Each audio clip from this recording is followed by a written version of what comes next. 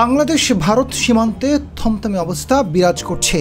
দুই দেশের সীমান্তরক্ষী বাহিনী সদা প্রস্তুত রয়েছে। চাঁপাইনবাবগঞ্জে বিএসএফকে ধাওয়া করা ও ঝিনাইদহে ৫ কিলোমিটার জমি বিজিবি পুনরুদ্ধারের পর উত্তেজনা তীব্র হয়েছে। যে কোনো দিকে মোড় নিতে পারে পরিস্থিতি। করতে যাচ্ছে ভারত, এটা কিন্তু অন্যায়। এটা আমাদের বিজিবি বাধা প্রদান করেছে। রাষ্ট্রীয় কোনো পদক্ষেপ দরকার, তাহলে এটা সুষ্ঠু সমাধান হবে। সীমান্ত জুড়ে ভারতের অতিরঞ্জিত বাড়াবাড়ি অনেকদিন ধরেই চলছে। গায়ে পড়ে প্রতিবেশী দেশের সাথে বিবাদে জড়াতে চাইছে তারা।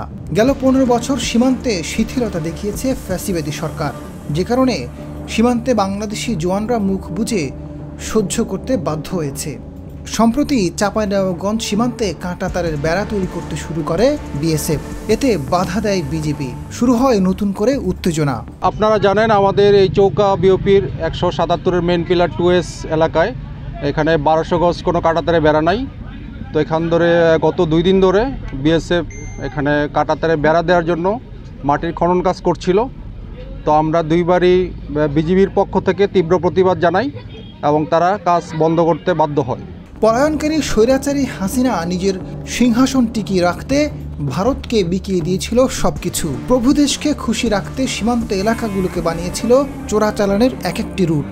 অতন্ত্র প্রহরী বিজিবিকে বানিয়ে রেখেছিল খেলনার পুতুল।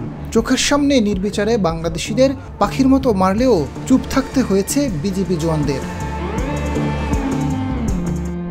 ফ্যাসিবাদী হাসিনার মদত পেয়ে যখন তখন কোনো মায়ের বুক খালি করতে দ্বিধাবোধ করত না বিএসএফ।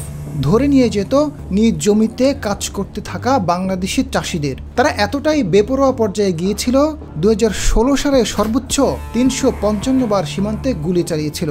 ভারতের স্বরাষ্ট্র মন্ত্রণালয়ের বরাতে দ্য ইন্ডিয়ান এক্সপ্রেস এক প্রতিবেদনে এই তথ্য জানায়। তবে জুলাই বিপ্লবে হাসিনা পালিয়ে যাওয়ার পর নিজেদের স্বকীয়তা ফিরে পায় বিজিবি।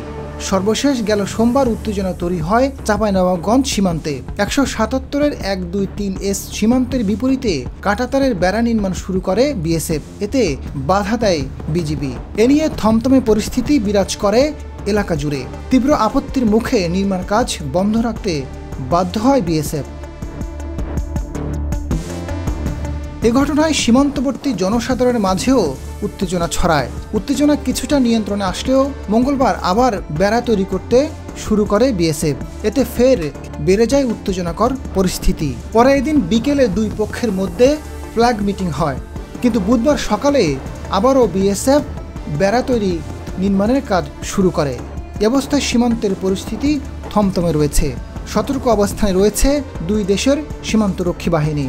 চিন্তায় পড়েছেন স্থানীয়রা। ক্ষেত খামারে কাজ বন্ধ রেখেছেন তারা।